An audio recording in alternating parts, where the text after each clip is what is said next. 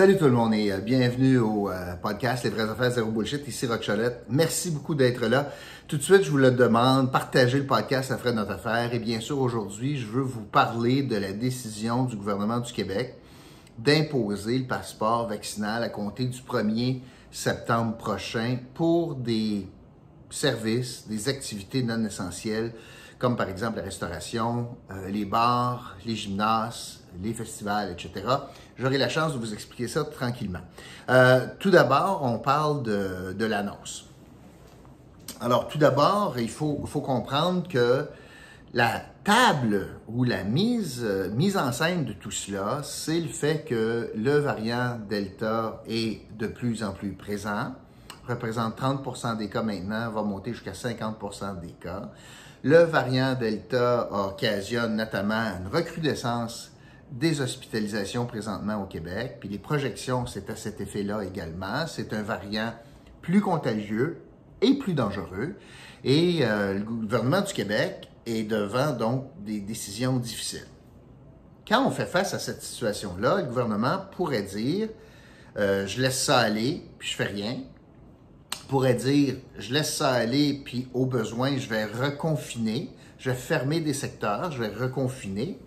Ou l'autre alternative, c'est de dire je vais protéger certaines activités pour des gens pleinement vaccinés qui représentent moins de risques d'hospitalisation si jamais ils attrapent le virus. C'est le choix du gouvernement. Dans le fond, le choix que l'on avait, c'est qu'on pénalise 100% du monde dans un reconfinement, ou bien on fait en sorte qu'on pénalise que ceux qui n'ont pas été vaccinés pour quelques activités en particulier, donc les 20 quelques pourcents restants, parce qu'il y a quand même une très vaste majorité de Québécois, à 80-84%, qui sont vaccinés.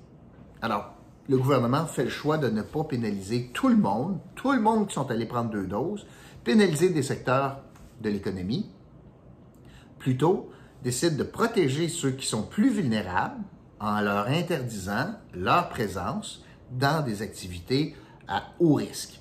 C'est ça que ça donne le passeport vaccinal. On empêche, puis on protège, malgré eux, des gens qui ont décidé de ne pas se faire vacciner en les empêchant de participer à des activités à haut risque pour pas qu'ils tombent malades. C'est une décision qui, à mon sens, est courageuse et surtout, je trouve qu'elle est bien faite. Pourquoi?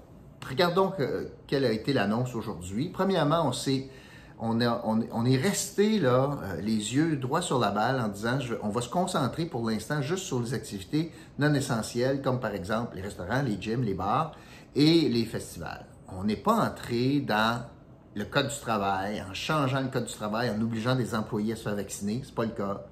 On n'est pas rentré encore aujourd'hui dans la question scolaire. Ça sera dans un autre point de presse des ministres responsables de ce secteur-là, notamment Jean-François Roberge. Mais pour ce qui est de l'annonce d'aujourd'hui, ce qu'on dit, c'est que pour aller comme client dans restaurant, bar, etc., bien, à partir du 1er septembre, il faudra prouver 2 choses, pour vous montrer 2 choses. Le code QR qui montre la double vaccination, mais à l'instar des aéroports, il va falloir montrer que le code QR, bien, c'est la bonne personne qui a ça avec une pièce d'identité avec photo, en disant, bon, bien, si c'est le code QR pour Cholette, bien, ça me prend une pièce d'identité. Parce que si c'est marqué l'évêque à côté, bien là, ça ne marche pas. Fait que je ne pourrais pas juste prendre un code QR de n'importe qui. Alors, c'est une double vérification. C'est sûr que ça donne un fardeau un peu plus important aux tenanciers de bar et aux restaurateurs, mais honnêtement, quand on leur offre le choix, j'ai l'impression qu'à choisir entre un peu plus de travail à l'entrée, bien, ça vaut la peine par rapport à fermer leur établissement dans un confinement. L'autre élément que je veux discuter rapidement sur cet aspect-là, c'est qu'il y a eu une question en lien avec les possibles conflits qui existent entre l'Ontario ou les inégalités entre l'Ontario et le Québec. Bien, ça sera vrai au Nouveau-Brunswick également. Ce qu'on nous dit dans le point de presse, c'est que pendant les 2 prochaines semaines, il y aura des discussions pour trouver un terrain, là, un passage. C'est-à-dire que les gens de l'Ontario qui voudraient venir au Québec, qui de toute façon sont déjà vaccinés, parce que ça serait le cas, bien, ont des capacités de montrer leur double vaccination. Ça, je ne suis pas trop inquiet. Je pense que ça va s'arranger. Pour l'actualisation de tout cela, le gouvernement il va aussi avec parcimonie et lance un projet pilote dès demain dans la région de Québec avec une cage au sport pour tester l'application, tester comment ça fonctionne. Ça sera le cas également dans un gym à Montréal, dans la région de Montréal, la semaine prochaine. Fait qu'on est capable là, d'éviter toutes sortes d'embûches dès le 1er septembre. Évidemment, le 1er septembre, c'est une date importante. Pourquoi? Ben, parce qu'on va arriver dans la grande fin de semaine de septembre. Et je pensais particulièrement, moi, ici en Outaouais, au Festival des Montgolfières, ça sera un défi, là. Hein? Si il faut s'assurer que les gens sont doublement vaccinés, puis on monte des preuves par rapport à cela, c'est un nouveau défi pour le Festival des Montgolfières. Donc, à choisir, le gouvernement, à mon sens, fait le bon choix plutôt que de pénaliser tout le monde pour protéger la minorité. Parce que ça a été ça, le confinement depuis 1 an et demi, 18 mois. C'est qu'on pénalise tout le monde pour protéger les plus vulnérables. Mais là, on a dit la récréation est terminée. Il y a des gens qui ont pris leurs responsabilités. On n'est pas pour les pénaliser au détriment du faible pourcentage qui décide d'être des récalcitrants toujours. Donc, je trouve que ça s'est bien fait. Je trouve que c'est une annonce qui se tient. Qu'on soit le premier à le faire au Canada, au lieu de voir ça négativement, je vois ça très positivement, moi. Ça va éviter, par exemple, des enjeux de santé, déjà que notre réseau est fragilisé, puis ça va éviter un reconfinement, puis une détérioration de notre milieu économique dans différents secteurs, notamment de la restauration. Par contre, il y a quand même un élément aussi très positif à cela, et la stratégie utilisée par le gouvernement, je la trouve intelligente. En annonçant la semaine passée, quand M. Legault a annoncé qu'il y aura un passeport vaccinal, puis en ayant l'annonce aujourd'hui que ça se concrétise davantage, puis on donne jusqu'au 1er septembre, moi, ce que je pense que ça va faire, c'est que il y a des gens qui sont farouchement contre le vaccin, ça ne changera rien, mais il y en a qui sont juste délinquants, insouciants, ils ne s'en occupent pas, et je pense que ça va les inciter. Je pense que ça va les inciter. Et ça va inciter aussi des travailleurs, par exemple, parce qu'on parlait dans le point de presse des travailleurs dans le milieu des bars, par exemple. Bien, tu n'es pas obligé pour travailler dans le bar d'être vacciné, mais pour être client dans le bar, tu es obligé d'être vacciné. L'explication, elle se tient. Le client, il a le choix de ne pas aller là puis de ne pas aller dans un bar. Le travailleur, c'est un droit de travailler. Et il est protégé par un code, le code du travail. Ça serait compliqué de changer ça. Alors, plutôt que de jouer dans des obligations puis de changer le code du travail, ben on y va par l'inverse. On dit, ben tu n'es pas obligé d'être vacciné pour travailler, sauf que si demain matin tu deviens client dans un restaurant, ben tu devrais être vacciné pour y aller. Fait que peut-être que par la bande, la personne qui travaille dans le bar va trouver ça une bonne idée de se faire vacciner pour être capable, elle aussi, cette personne-là, d'être un jour client dans un bar ou dans un restaurant. L'effet aussi que cette annonce graduelle a, c'est que ça incite donc des gens qui sont un peu plus délinquants ou juste insouciants. Ben là, c'est vrai, là, il faut que j'aille, là, parce que là, je vais me faire barrer toutes sortes de portes en cours de chemin. Puis c'est l'incitatif. Si le gouvernement a tenté de me convaincre, ça n'a pas marché. Après ça, le gouvernement a tenté de me dire « Hey, tu pourrais gagner une loterie », puis ça n'a pas marché. Ben là, peut-être que ça va faire les carottes. Ben, peut-être que le bâton me dit « Ben, je vais t'empêcher d'aller au resto, puis je vais t'empêcher de faire telle chose. » Ben, peut-être que ça va être l'élément déclencheur. Puis d'ailleurs, tout de suite après l'annonce de M. Legault, il y a eu une recrudescence des inscriptions, des inscriptions pour avoir une première dose de vaccin. Alors, somme toute, je donne une très bonne note au gouvernement pour ce qu'il a annoncé. Par contre, il y a un élément excessivement déplorable dans l'annonce. On est toujours dans une situation d'urgence sanitaire, ce qui permet au gouvernement de faire fi de l'Assemblée nationale.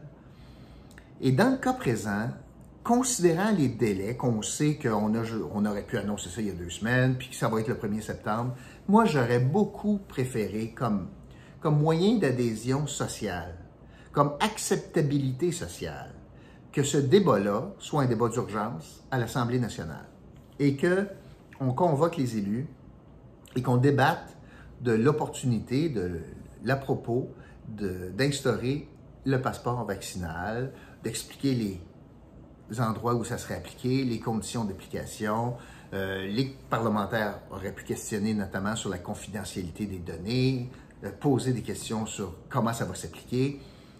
Et au final, on aurait pu voir ce que les partis politiques avaient dans le ventre et voir si, par exemple, est-ce que je peux imaginer un vote unanime à l'Assemblée nationale, ou presque, oublions Claire Sanson, mais est-ce qu'un vote presque unanime ou très, très, très majoritaire n'aurait pas donné des coups des franches à François Legault puis au gouvernement du Québec pour implanter ça avec, par exemple, l'assentiment des libéraux, par exemple, de Québec solidaire et du PQ?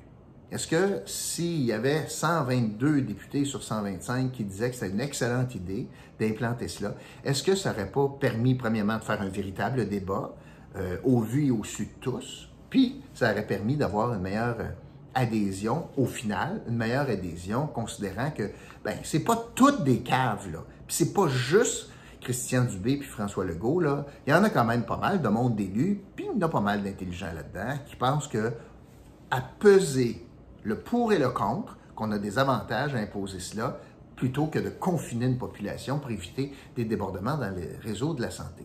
Alors, moi, j'aurais beaucoup préféré cela. Je pense qu'il est encore pas trop tard.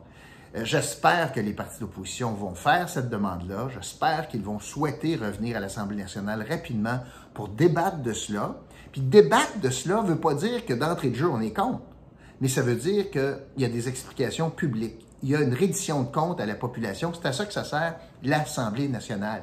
Et qui sait, peut-être que au choc des idées, va jaillir une idée brillante qui pourrait être ajoutée au passeport ou en tout cas modifier certaines pratiques pour s'assurer de la confidentialité, pour augmenter l'efficacité, peu importe.